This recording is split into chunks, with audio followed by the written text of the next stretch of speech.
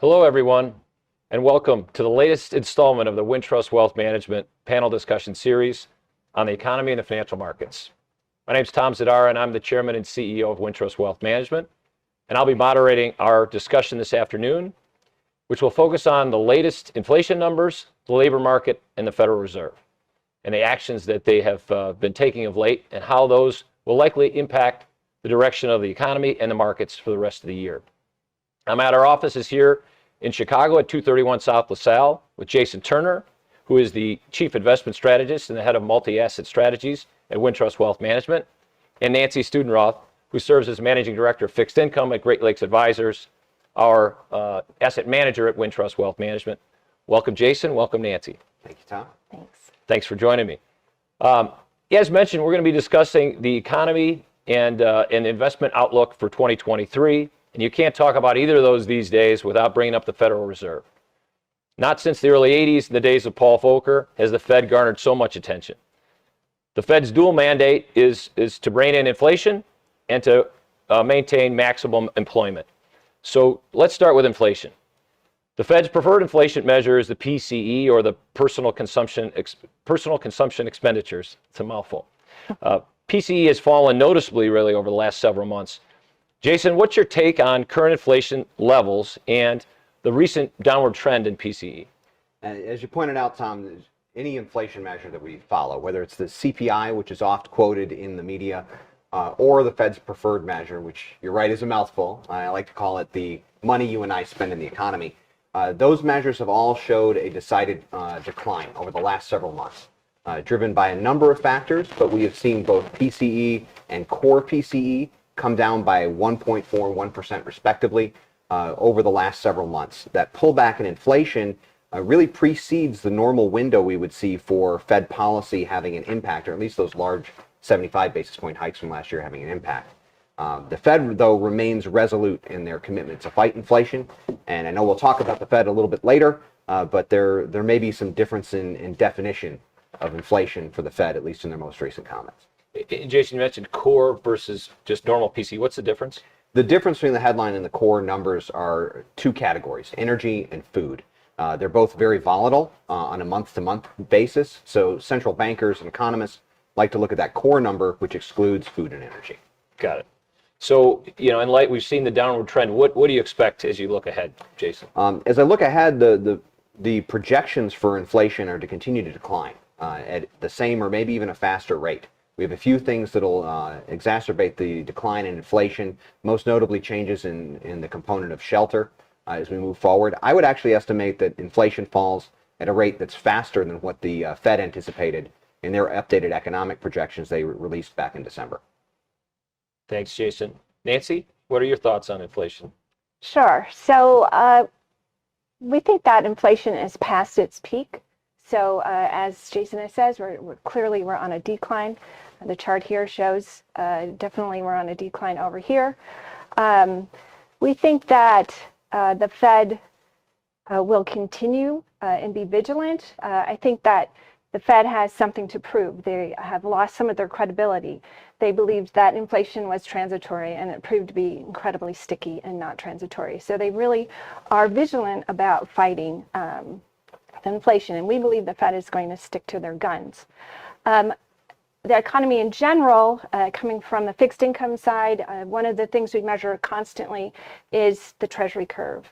And we have seen a Treasury curve inverted, meaning 2 years to 10 years, the 2-year yield is substantially higher than the 10-year.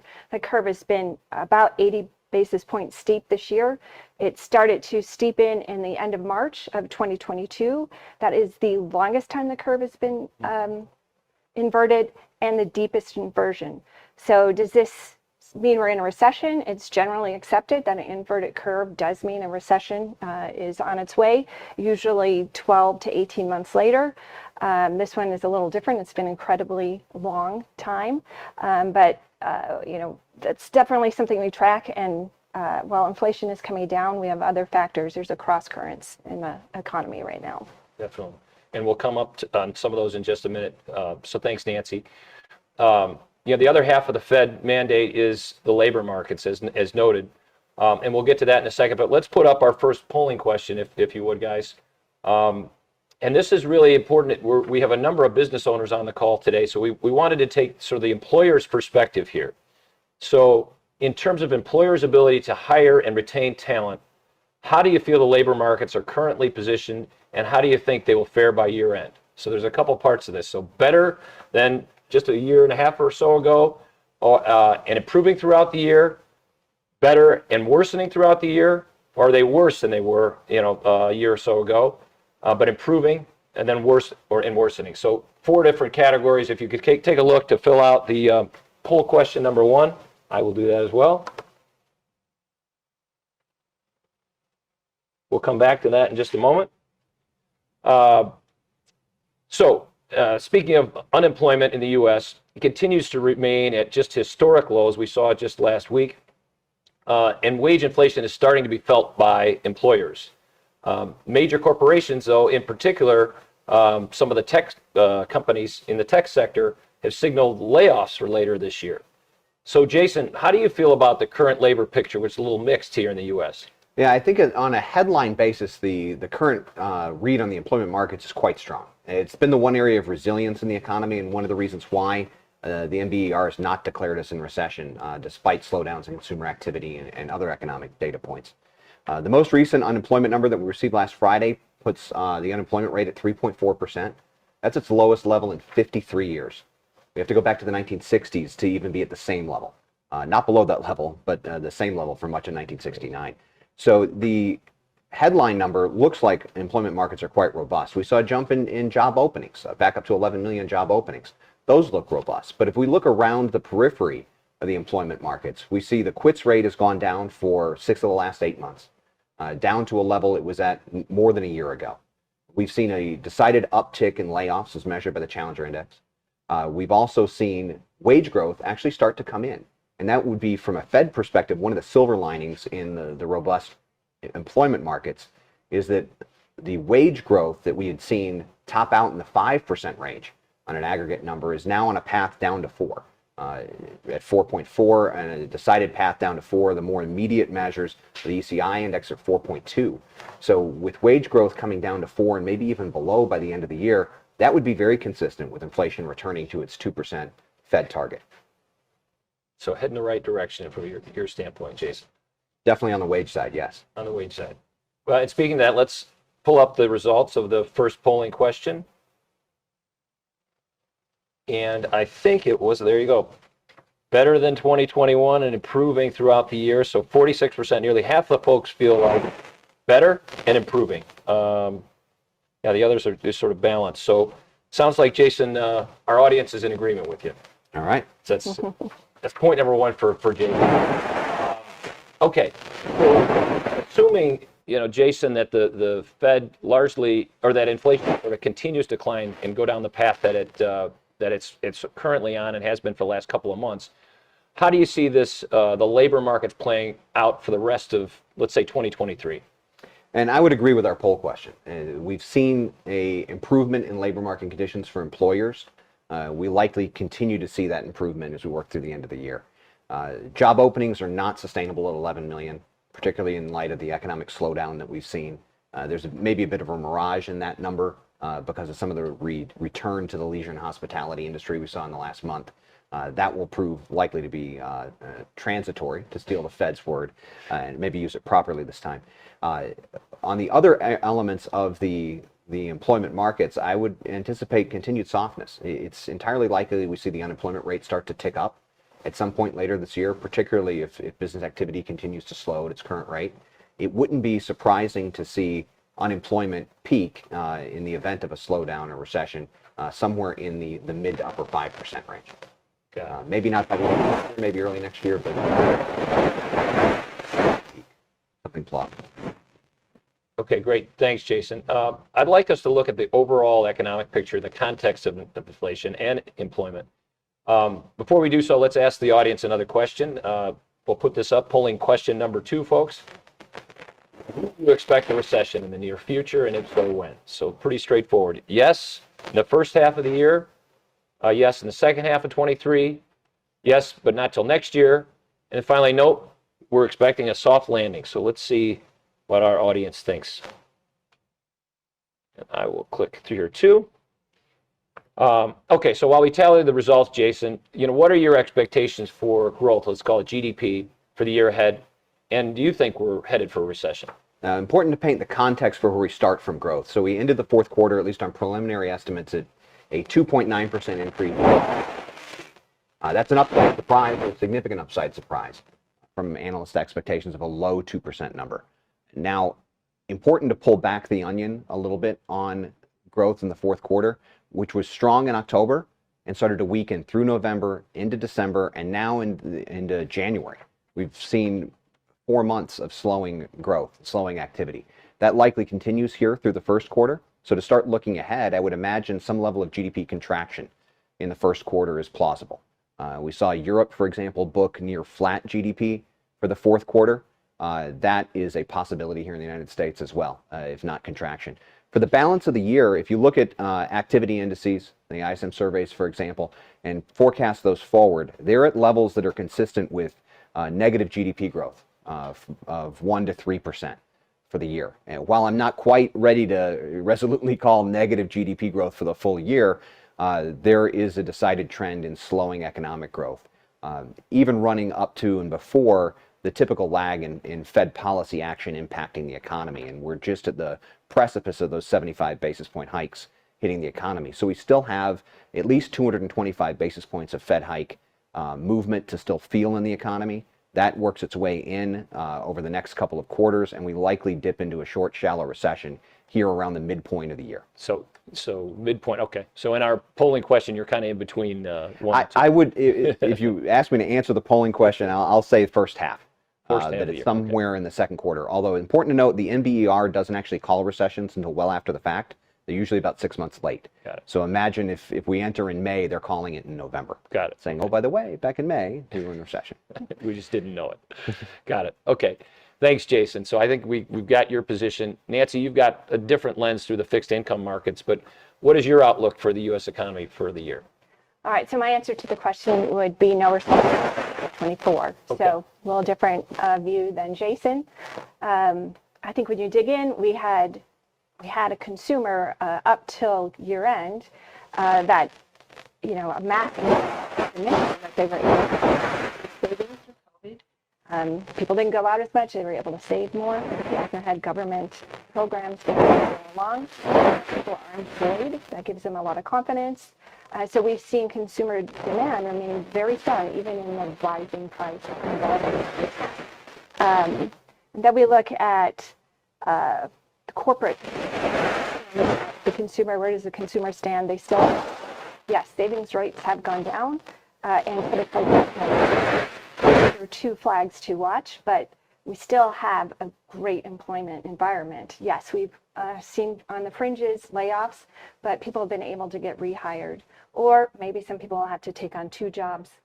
But there are ways to get through without, crashing your personal balance sheet. Then when we look at corporate America, we're coming through our earnings seasons right now, and they've been relatively strong. Are there a few dents here and there on the balance sheets? Yes.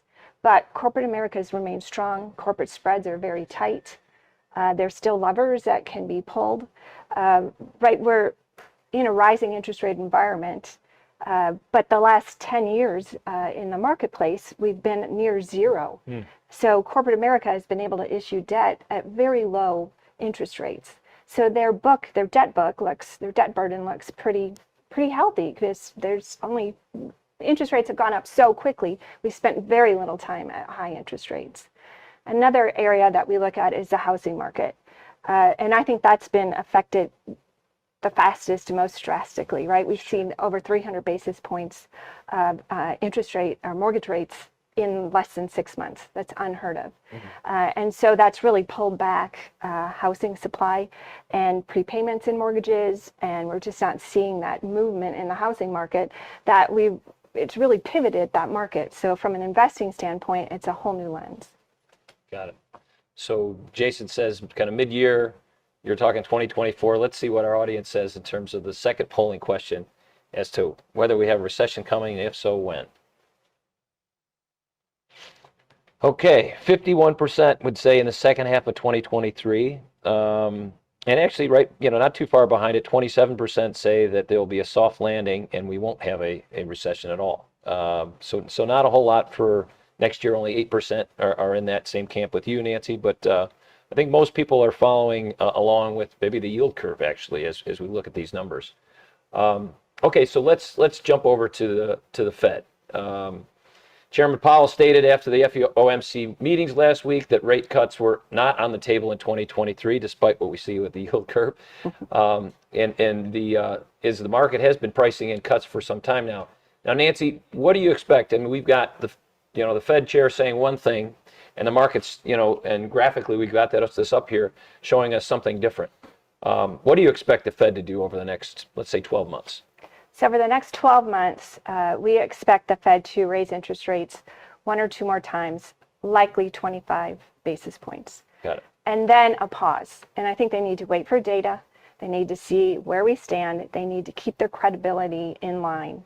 So we don't see, the curve will show you that the market thinks there's going to be 2 rate cuts in the second half of 2023. Yeah. I do not believe that. I think the Fed will pause.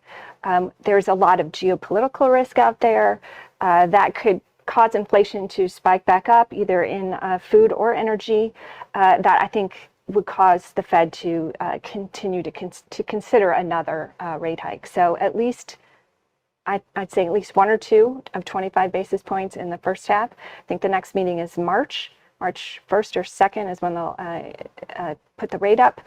And then another one, look at the data, and then pause. Great. And I think that, right, the market says 2 cuts, the Fed says no cuts. That's caused a lot of volatility in the marketplace. It's been a bit of a roller coaster for everyone, but it also creates a lot of investment opportunities. Terrific. Jason, what's your take on how the Fed plays this? I differ a little bit with Nancy, although the futures market is pricing in a 70% probability of 50 more basis points of increases. I believe once we hit the spring, and that's the March-April timeframe, you will start to see some of that shelter inflation that has been driving higher and been delayed by 8 and 12 months start to bleed out of the inflation prints and start to drop meaningfully the inflation numbers. If that happens, I'd anticipate the Fed pausing after the March hike. So a March hike at 25 basis points, and then that presents a nice opportunity for them to pause. And then, sorry to interrupt you, but then that next Fed meeting is actually May. So that next meeting's May. They've got 2 months to consider whether to make another hike or not. Right. And April is sort of that pivot month for shelter inflation to roll out. So they will see those numbers before the May meeting. In terms of cuts by the end of the year, I think it's likely that the Fed does move a little bit towards the market from a rhetoric perspective. The futures market now is pricing in just 1 cut by the end of the year instead of 2. It has backed off its 2 cuts to some extent, although the bond market has the 2 still priced in. I would imagine the Fed pauses through the end of the year. I would not expect to see a cut at the December meeting as the futures market's currently predicting. The Fed is likely to wait on the sidelines. Very hard for them to change policy. Think of it this way. Chair Powell can't come out in his comments either this week or last week and hint in any way about easing monetary policy when they're in the middle of a tightening cycle. He can't talk about cuts if they're tightening. Sure. Once they pause and stop actively tightening, then they can start talking about cuts and loosening policy. So I think there's maybe a little disconnect between what they're forced to say and what they may actually want to say, particularly a few months from now. Got it. Yeah, that pause may be a long time, or we'll see. The data may or it may just be 1 month. Yeah, the data may drive it to be quicker. Good point. Jason, speaking of the Fed, you talked about how the Fed looks at various measures of inflation. Can you elaborate on that? Yeah, I actually believe the Fed has moved the goalposts a little bit when they're measuring inflation. They've traditionally focused on core PCE that we talked about off the top. And at various points throughout the last year, they've talked about core goods inflation or inflation in the housing sector, or now services ex housing as a focus for inflation. They even talked about CPI at one of the Chair Powell's comments back in the spring. That focus now on services ex housing in effect moves the goalpost, because that services area of the economy, we haven't seen the decline in inflation yet. Where goods have resolutely declined, where housing is definitely seen, as Nancy pointed out, some turbulence, particularly from the movement in mortgage rates. We've not seen that movement in services X housing quite yet. Shelter's a big component of that on the housing side, but now taking that housing component out and saying X housing, the Fed's even narrowing that window even further. So we need to see more significant progress on inflation on a more minute basis than they typically measure it for the Fed to consider the job complete. And for that reason, I think, to Nancy's earlier comment, they sit waiting for the possibility of another hike as opposed to starting to paint the picture of cuts coming forward. Thanks, Jason. We're talking about Washington. The debt ceiling, limit is another factor that sort of reared its head of late. And there's a potential for the Treasury to default if Congress cannot agree to raise the current, $3 trillion limit.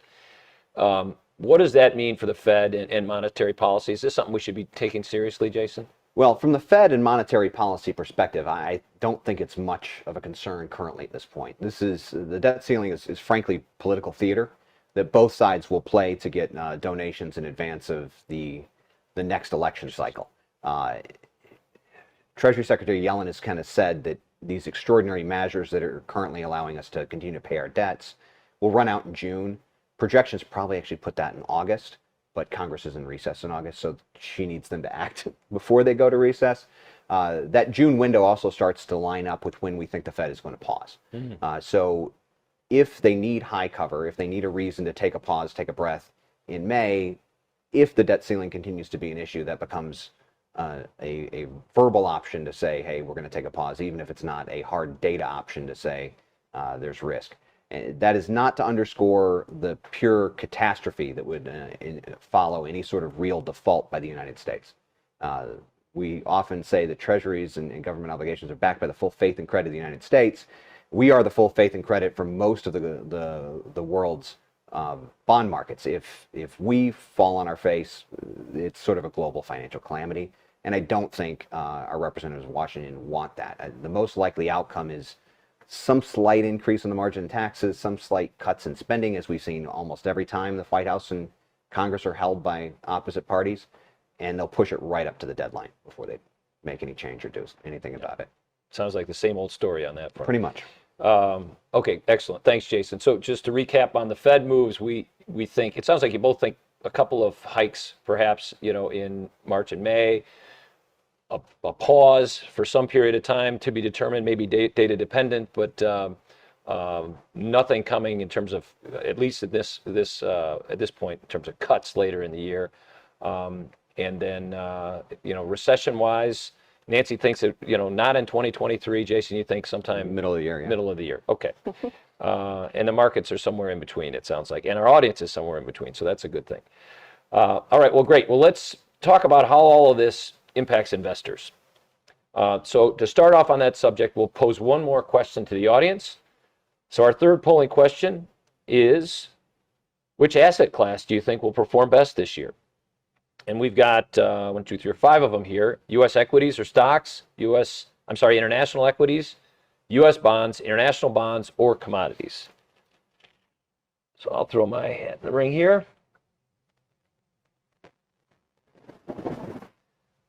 Okay, Nancy, we'll start with you in looking at the fixed income world. What is your high-level outlook for fixed income and the fixed income markets in 2023? Sure.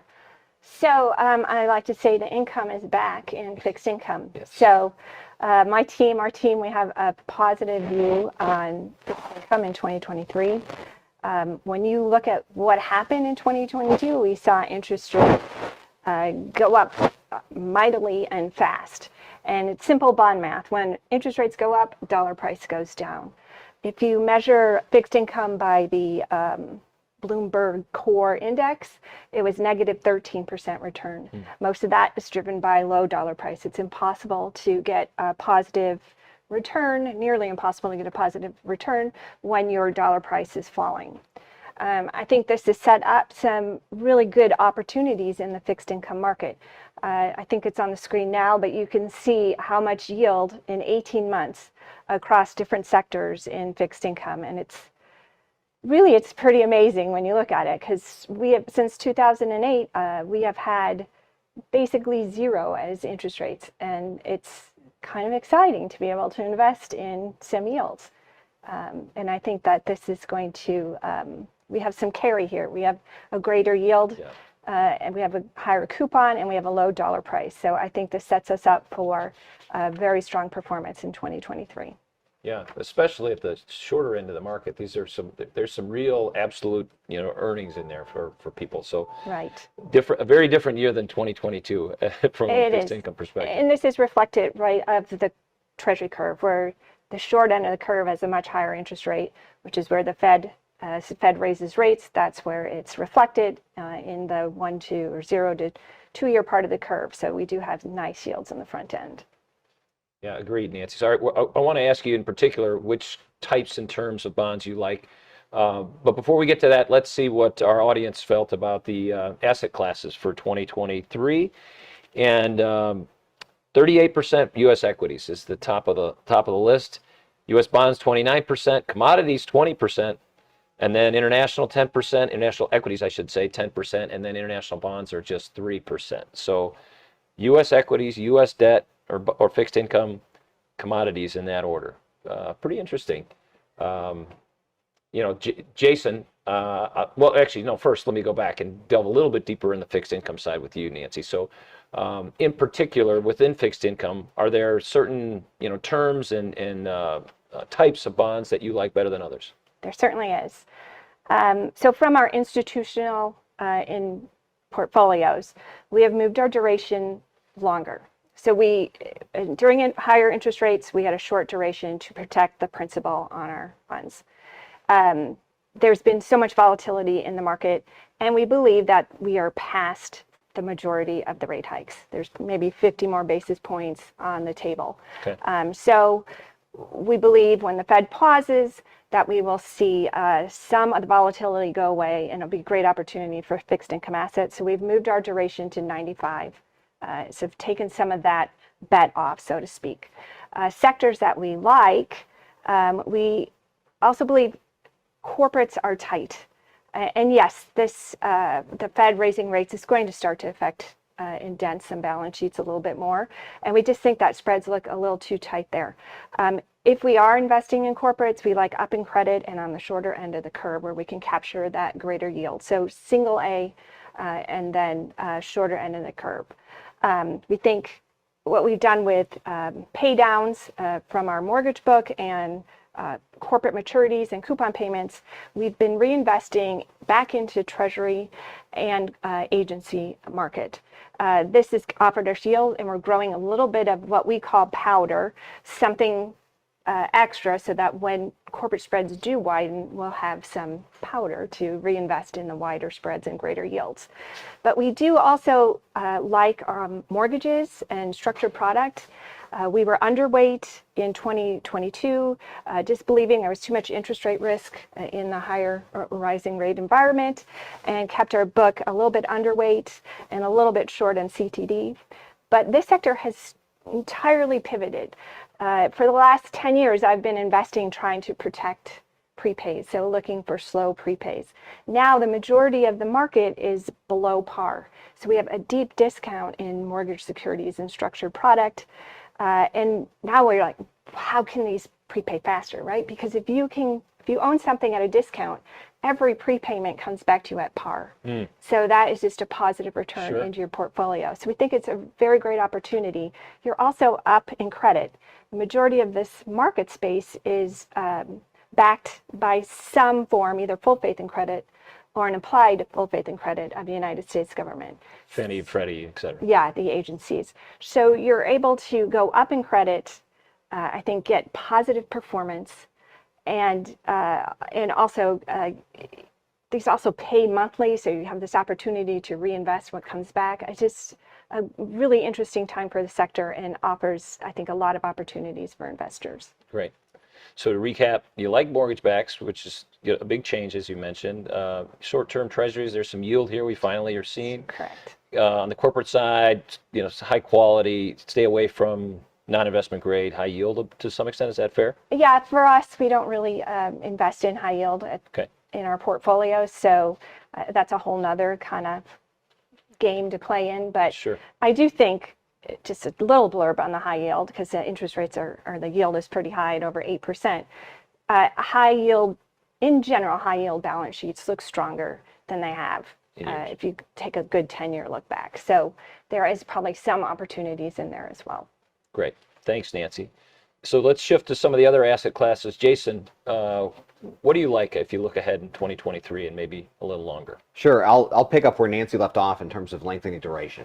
We made the first moves towards that direction in our portfolios back in June of last year. We are positive for fixed income here at these current yield levels. Also, the idea that even those 50 basis points of additional hikes are priced in. There's not a asymmetric downside risk in fixed income markets. In fact, we are pounding the table for actively managed fixed income. Those that are regular attendees to this panel discussion have heard me say that pretty resolutely for the last year, but this is not an environment you want to take benchmark allocation in fixed income and take whatever the market gives you. You want to take exposures with an active manager who can pivot around the changing landscape that seems to change almost on a month-to-month basis. We've also found better valuations in the equity market within international securities. They also have the dual benefit of currencies likely moving more resolutely in their direction. The dollar has strengthened incredibly over the last decade. And those that understand the currency markets, it's often like a rubber band. The farther you stretch it, the harder it's going to snap back. And that rubber band is stretched about as far as we've seen it in a long time between the US dollar and international currencies. We're also seeing Europe, from an economic data perspective, fare better than what we had expected. If you looked from last fall forward to now forward, Europe seems to have come through the winter in better shape than expected. And while they're not outperforming the United States in economic terms, the delta from the negative expectations in Europe to where they are today is much greater than what the change is here in the United States in January, and the idea of strengthening. So international equities is another area. We're also seeing advantage in commodity markets as China reopens. Commodities become a necessary input into that economy growing. From an oil market perspective, it's 2 million barrels a day. From Australia's impact, it switches Australia from a negative GDP outlook to a positive GDP outlook, simply because they are a raw material provider to the Chinese economy. So there's an example of some areas that we're finding positive right now, Tom. Great. Thanks, Jason. And this is sort of related to the polling question. And I know you recently, Jason, you head up our investment committee at Great Lakes and at Wintrust Wealth Management, and you recently, I think, had your capital markets annual capital markets assumptions kind of refreshed with your team, and you've reset asset allocations. I think as we look forward here, what kind of changes have you made in light of everything we've just talked about? Yep, we're in the process of doing that exactly as you said. We reset our capital market assumptions and are implementing those updated assumptions in portfolios through rebalancing and selecting new positions. The changes that we see within portfolios to reposition for growth going forward, I'll underscore with this comment first, that we do expect volatility to remain elevated. Our estimations for the next 3 to 5 years are for a more volatile environment, particularly in the short term. So we're positioning portfolios to weather volatility in the short term, number one.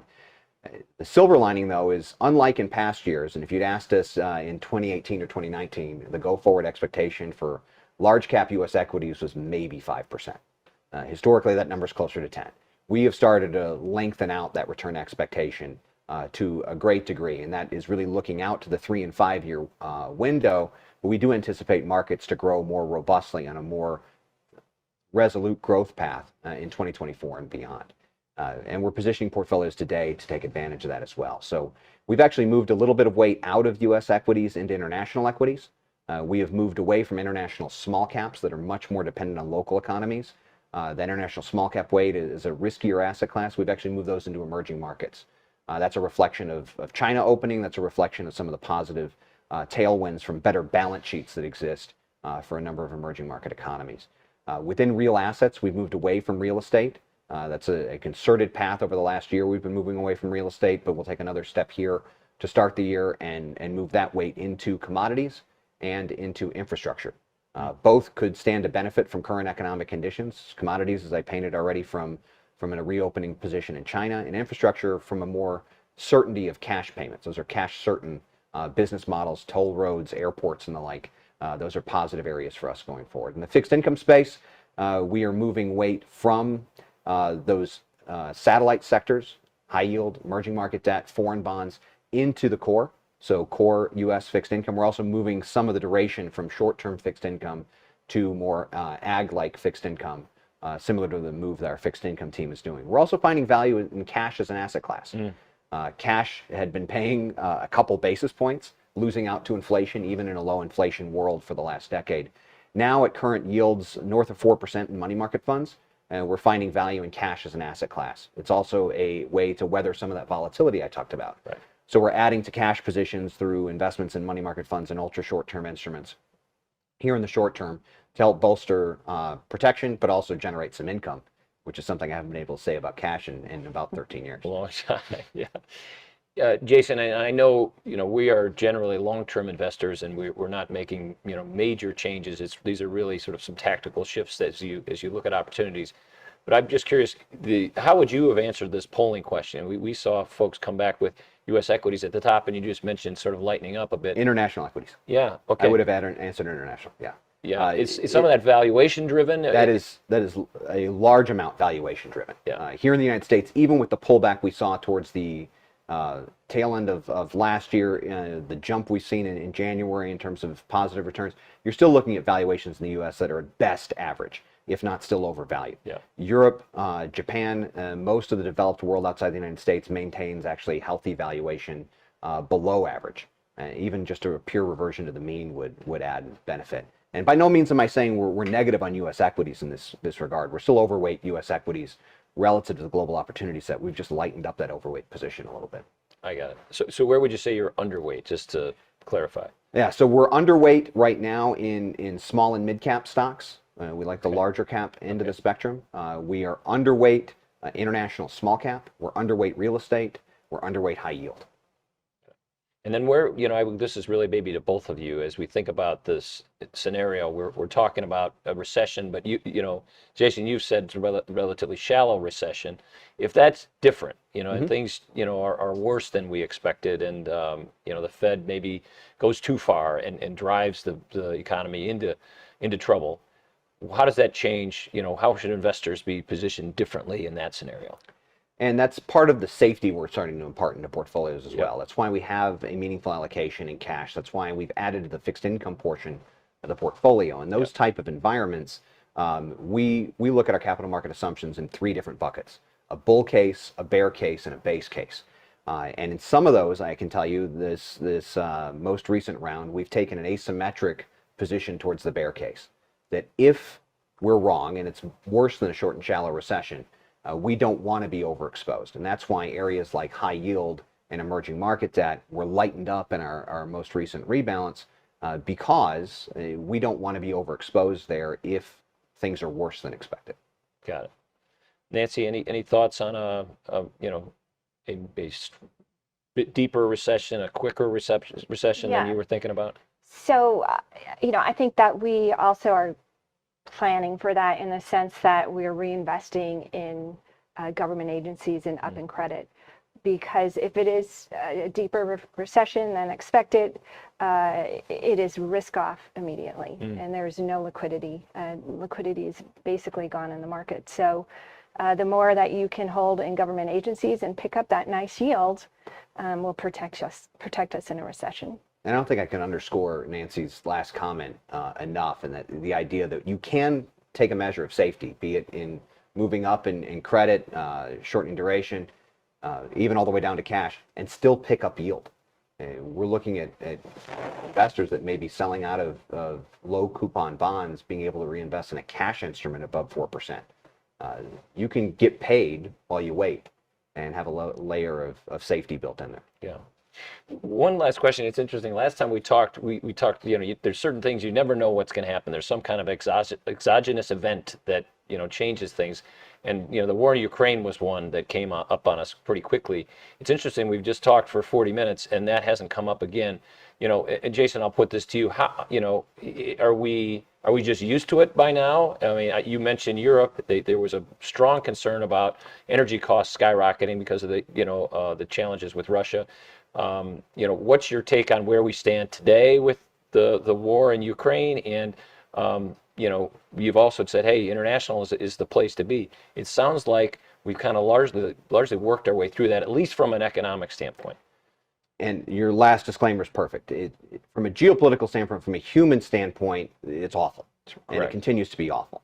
From a market standpoint, we put out a piece actually last year, shortly after the invasion, that looked at the history of these type of geopolitical bolt-on destabilizations. Everything from Eisenhower's heart attack in the 50s, up through the Persian Gulf War in the 90s and the like. And you usually see the market react for about 3 to 5 days as it digests that information. The markets are very good at discounting future. So they take the present, they discount it out to the future, and then there's a good understanding. It took markets about 3 to 5 weeks to really find stable footing, to really fully price in what had been going on in Ukraine. And as things have changed, that does require some getting used to by the markets. They need to digest it. So we'll see disruptions in food prices. We'll see disruptions in energy markets. We saw a positive disruption in energy markets thanks to the slight cooling of hostilities over the latter half of last year. Nat gas was far cheaper during the winter months in Europe than expected, and leads to a large degree to the better economic results we've seen in Europe. From a valuation perspective, looking forward, equity markets have discounted a lot of what's going on. And that's why we're still positive on international stocks going forward. They've digested the information already. Got it. Excellent. Nancy, anything to add to that? Oh, I think Jason recapped perfectly. Yeah, excellent. All right. Well, we're up against it. So that's all we have time for today. I want to thank our panelists, Nancy and Jason. Thanks to our production crew from Salvi Media and Derek Munger, our marketing director, for pulling many of our questions together today. Thank you, Eric. And thank you all for joining us. A recording and transcript of today's event will be made available real shortly. In the meantime, you can follow Jason Turner's thinking on the economy by reading his weekly market update. And you can see that by following Wintrust Wealth Management on LinkedIn or requesting your Wintrust relationship manager to send you an email with the market update. Thank you all again, and have a great evening.